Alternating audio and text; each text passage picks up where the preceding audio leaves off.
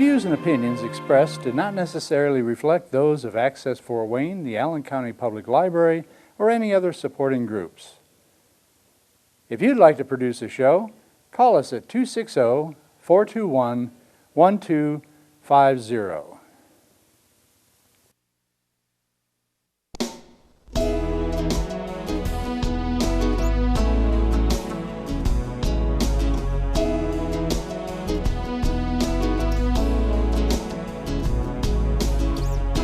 Let me be your lighthouse so I can show you the way.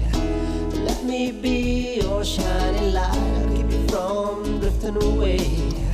I'm the one that makes you try when. This is Patty Hunter of Patty's Page. Today, a special, very special interview on Zoom with my co-host Terry Doran and my guest Mark Souder. You were a congressman here in Fort Wayne. Yeah, it's a big difference. I was in the furniture industry and furniture retailing in Minneapolis for a short period, and then in Grable with our family business, and then went to helped in campaigns and stuff, but then went to work for first the Children Family Committee in Washington through Dan Coates, and then for Dan Coates in the House and Senate. So our family moved out there, and then we all moved back here. So for when I ran for Congress a few years later, I was in Congress for 16 years, and I only spent 7 weekends in Washington because my family was here, and if we weren't in session, I stayed here. Otherwise, I'd fly out there on Monday and come back either Thursday night or Friday. I put on well over 1 million miles just on Delta, plus the other airlines. It blew my nose out doing it. But people thought, well, most people settle in Washington after they're out, but I never lived there in the first place. I didn't want to be a lobbyist. This was my home. The Souder family went out to Cedar Creek Township in around 1850. So we settled in here. It's just a different life. People are nicer to me. Yeah. Well, when I voted something controversial, it wasn't always so nice. I used to say on a couple of the big decisions during impeachment, during the Celtic campaign, during the bank bailout, during GM, I usually got 3,000 to 5,000 people telling me where I was going to spend eternity and how hot it would be. When people get upset, they might be nice people, but they aren't happy. Yeah. That's a human being for you. Nice on one side and can be terrible on the other side. But this is a great area, otherwise it wouldn't be. Yes, it is. Mark, I just want to say something right quick. You mentioned Dan Coates. He was a friend. I used to go hang out with him every now and then in his office downtown there. And he, 1981 was the first public access show. And he was on one of those in, I think, July 81. He even chartered a plane. It was about the railroad. So I hope he didn't get any nasty calls about it. But I always remember that. I just wanted to mention that to you. Yeah, that's interesting. Mark, Dan was on the Transportation Committee and the Telecommunications at different times, so he was working directly with those issues. wow. Yeah, it meant a lot. It was great. He wrote a nice endorsement for Theater for Ideas also. Mark, Anyway, that's interesting history. I didn't know you was in Minneapolis for a while. I knew you were in Grable, that your family's from there.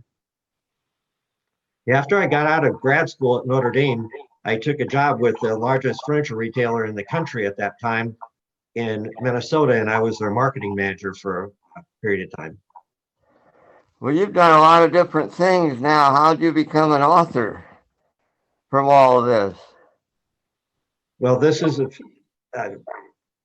when I was at Leo High School, I was a sports editor, and Leo at that time was real small. And so I wrote in all kinds of stuff in the school newspaper and had an interest in journalism. And after I finished my undergrad degree at IPFW in Fort Wayne, I had a scholarship to the IU School of Journalism, but decided to take get a 2-year master's degree at Notre Dame. And I felt that business was my undergrad degree. It was my family background. I was going to go into business. I decided rather than journalism, but I've always loved to write. So even as a congressman, I was doing radio commentaries, writing in not only here, but in Indianapolis and other places, because I believe that ideas, just like you have the theater for ideas, whether it's television, radio, and I tend to be more of a print guy. I don't have a face made for television. My voice is okay, but a little nasally. I'm a great print guy.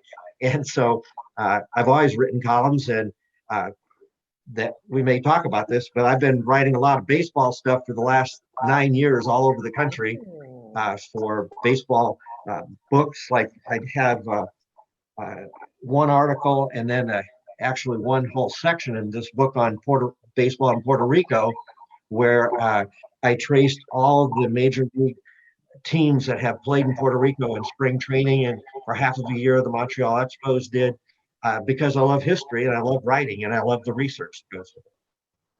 Well, that's Well, I did a show with Isabel Alvarez from the Fort Wayne Daisies and got to go to Cuba. So I can appreciate your interest in baseball. And of course, they were all trailblazers, as you know, Yes. opening doors for women everywhere.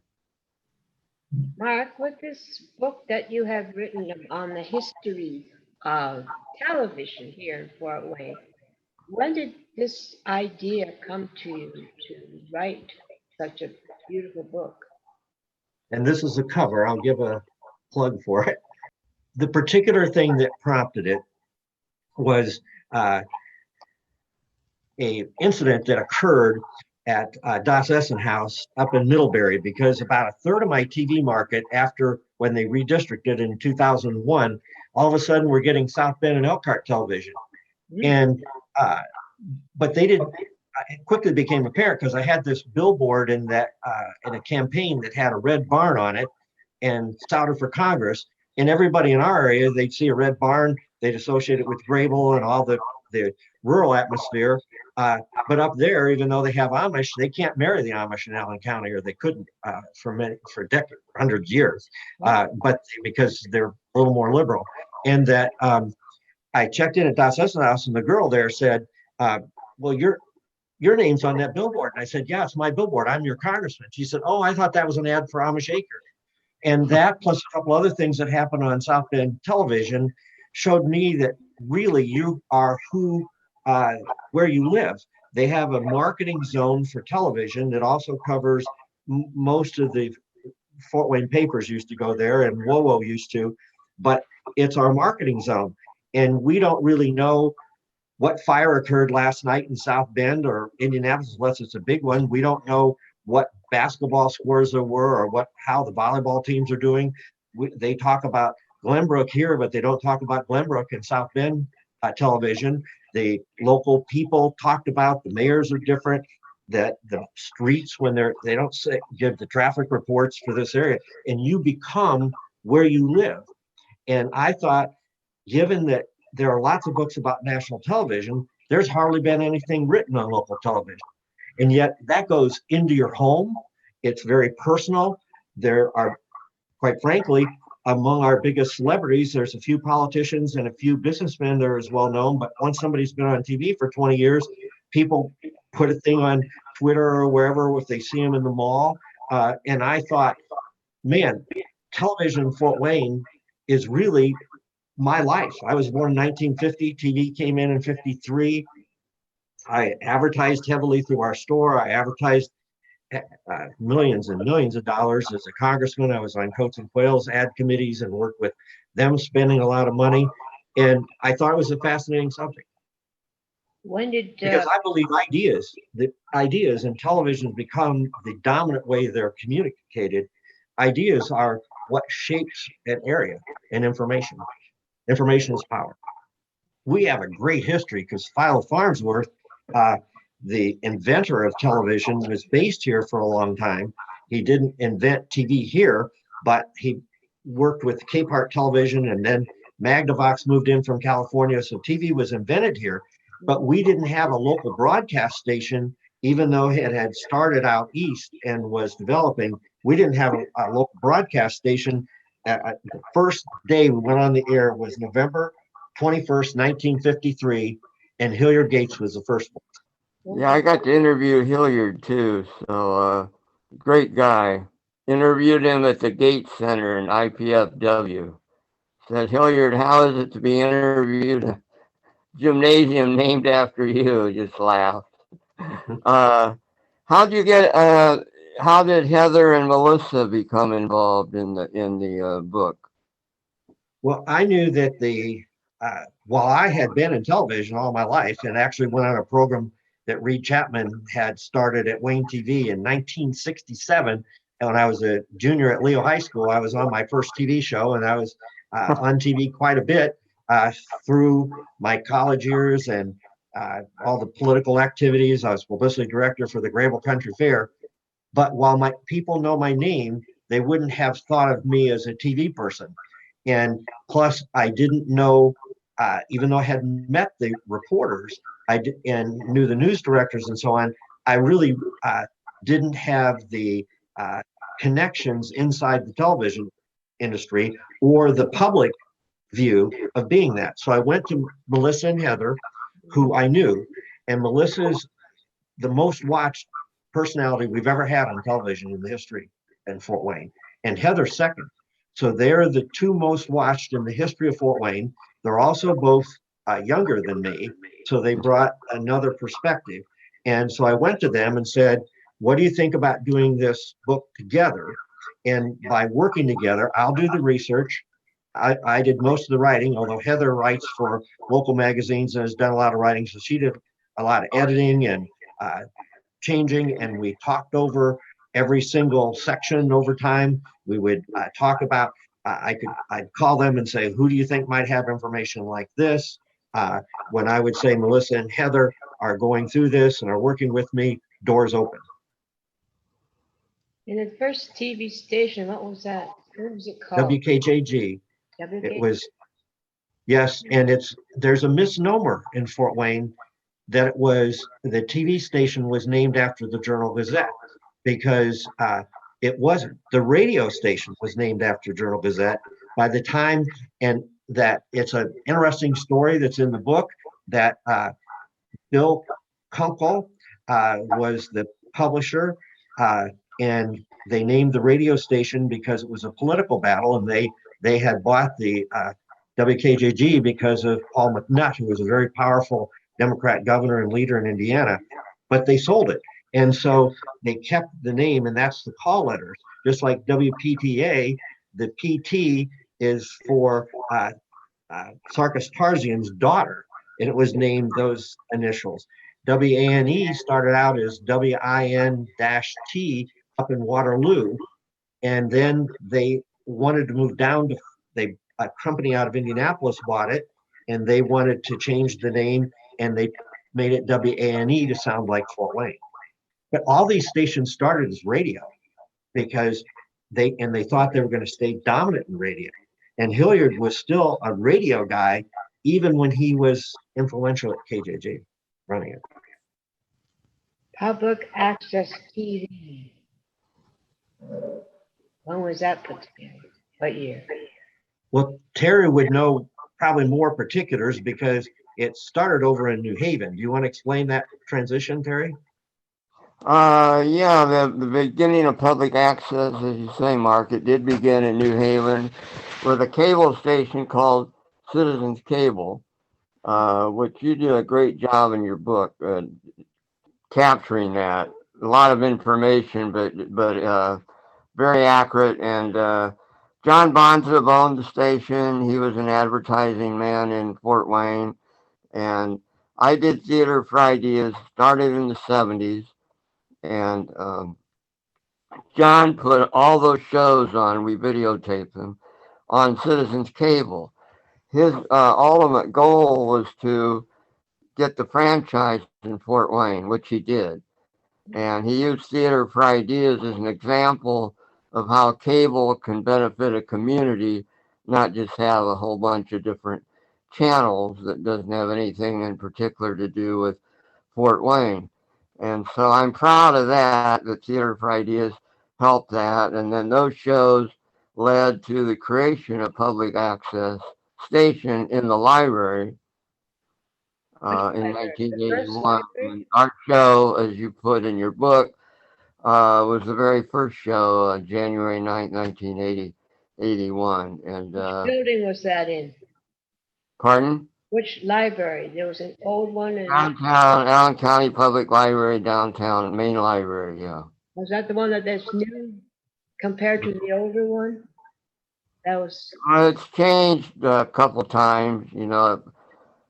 The location on Library Plaza, they moved to what is now Citizen Square for a while. That building was empty, so they could expand the current building, which we now enjoy 2 studios and public access, and it's celebrating its 40th year. So, Mark, your book in terms of public access, very good timing. Yeah, my role in getting involved in this is actually a twofer because right around very early on, I tried to establish a time and I couldn't get the time. Like, there's no archives. You're the only one archived because your show was very important from the beginning and you had a continuing base.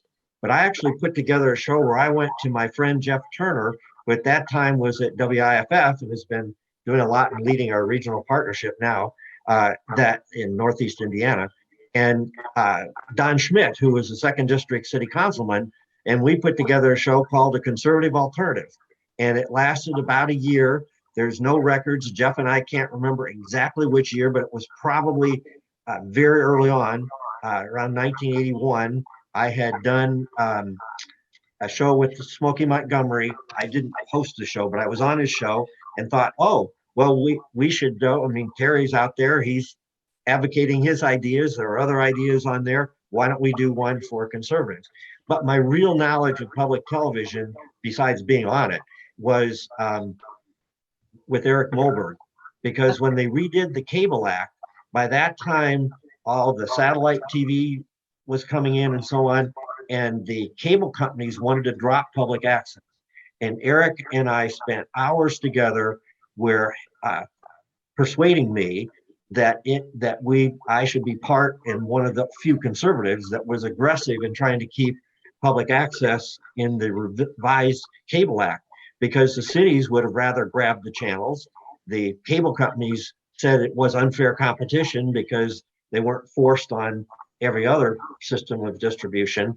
And I became convinced, as I said to you and is in our book, that public access was the early YouTube. It was a citizen's way. And the concept of public access is that wealthy companies, powerful people make a lot of noise or whatever, they can get on regular TV, they can get on media. But public access gave away that anybody who's dedicated and will take time to put together a show has a voice in Fort Wayne and a voice anywhere in the country, just like in many ways YouTube does. Now, YouTube will probably become a big commercial enterprise like other television, but public access still gives that outlet that is important in a free country. Mark, that was really a very good description, explanation of public access you just gave. Eloquent. Thank you. You are the veterans of this thing, and it's great to be on with. Well, thank you. You know, one thing I wanted to mention is how much television, the technology of it has changed, which I'm sure you're aware. You know, when we started those 70s shows, a requirement to be on our crew was how strong you were. So that equipment was big and heavy. It's like, can you carry this to the car? You know, Bill Makeley was our director. He now lives in Australia, but we actually caved in the top of his old, it was some SUV kind of vehicle. But anyway, it caved it in. We piled all that stuff and strapped it on top. And as you mentioned in your book, I do want to credit the city of Fort Wayne because they gave us a grant to transfer all those tapes. Those tapes were on reel to reel, which looked like the old reel to reel audio recordings, but they were actually video. And I had to make quite a few calls to find a company that did the video. They'd all say, "Oh yeah, we can do that." I'd say, "No, I mean video, not audio." No, never heard of that. So it was a company in Philadelphia, and the rest, as they say, is history. We got them all transferred. All but one or two worked.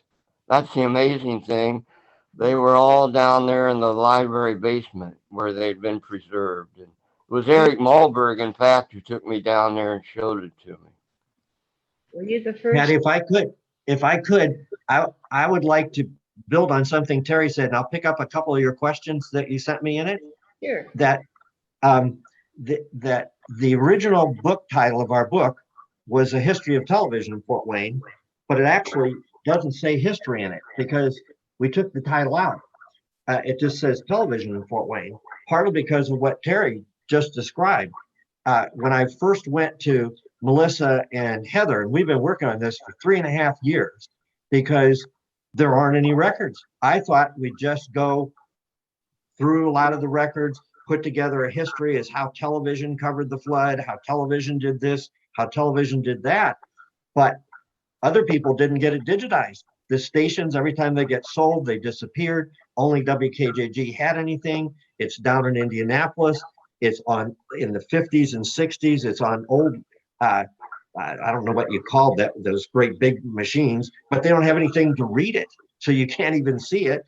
That the stations, most of the programming from the 70s, 80s, and even into the through videotape before it went digital, wasn't saved, and the stations threw them out.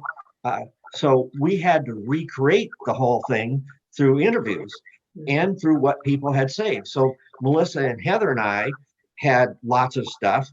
I talked to Dick Floria early on because he's written some history things in the Allen County history and has the photos in the library. But the big find was Bill Nichols, who was at WKJG from 58 to 1998. He's also a photographer of professional grade. So he had taken literally still photos in addition to video through much of that time at WKJG. And he let us choose, and in addition to his great stories throughout the whole book, he let us choose about from 250 photos dating back to the 50s. And then I collected stuff out of the TV guides because lots of people's memories aren't necessarily accurate. Like we have one in there for Theater for Ideas, and Terry sometimes spelled it TER and sometimes TRE. I noticed in the different things that, but sometimes people remembered the wrong year that the program was in. And the TV guides also prompted some people to say, oh, I remember that. Don Chevrolet, who's in his 90s, was on all kinds of shows. He had a whole collection of pictures that opened up all kinds of stories. I showed him TV guides that brought back other things that he had done during that period. Dick Stoner had 2 children's shows.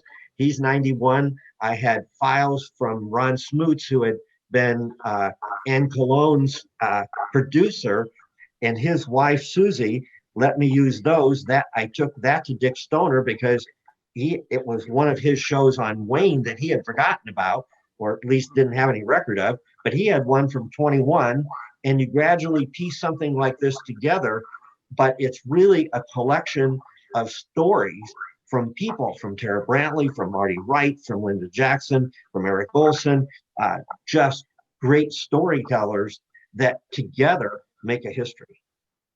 I met Terry through one of his Theater for Ideas show. This was 11 years ago, kid? Yes, it was a tribute to my brother. Yeah. And we became friends, and with Bob, he became friends with Bob and I, my husband.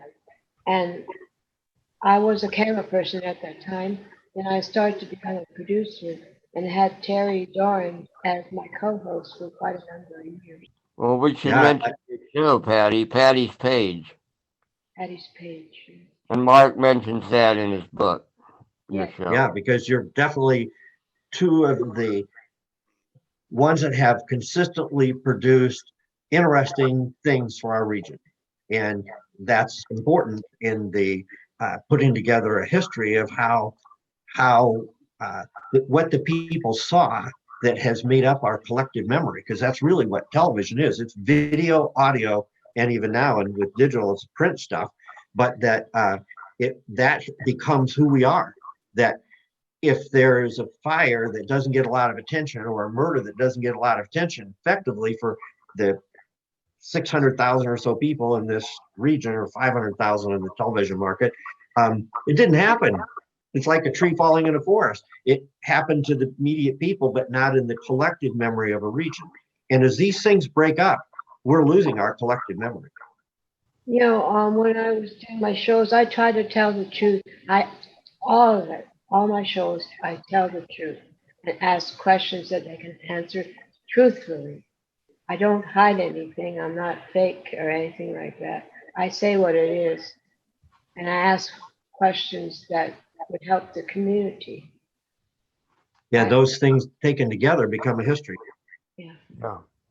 Hey, I do want to mention Bill Nichols just real quick. Bill directed a lot of those 1981 shows. Volunteer director from WKJG TV, and really appreciate that. And great guy.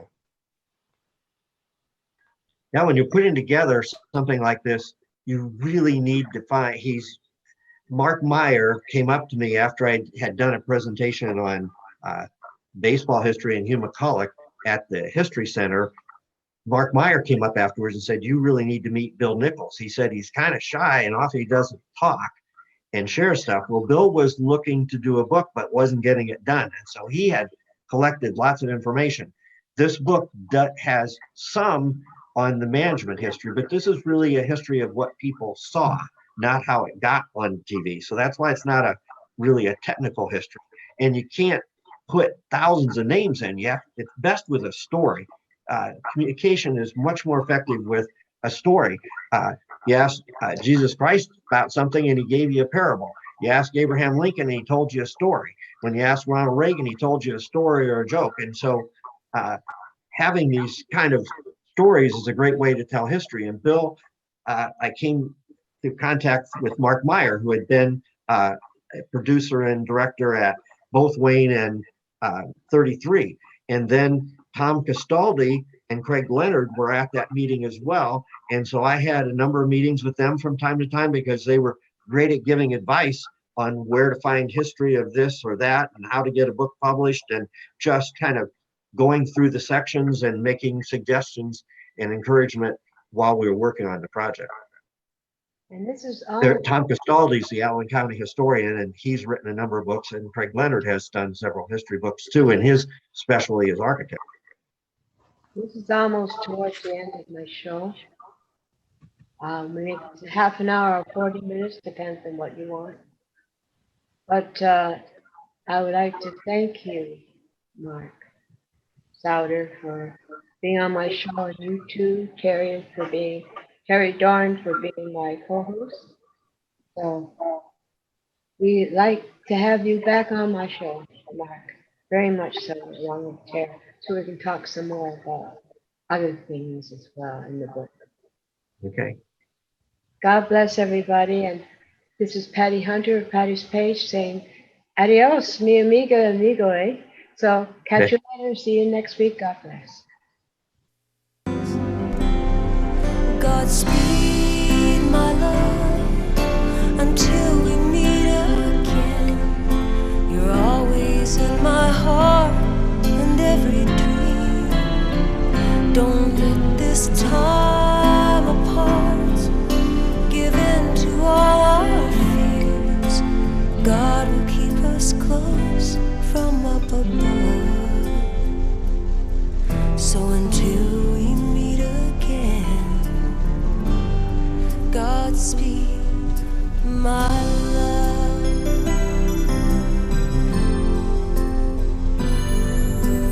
God is with us always.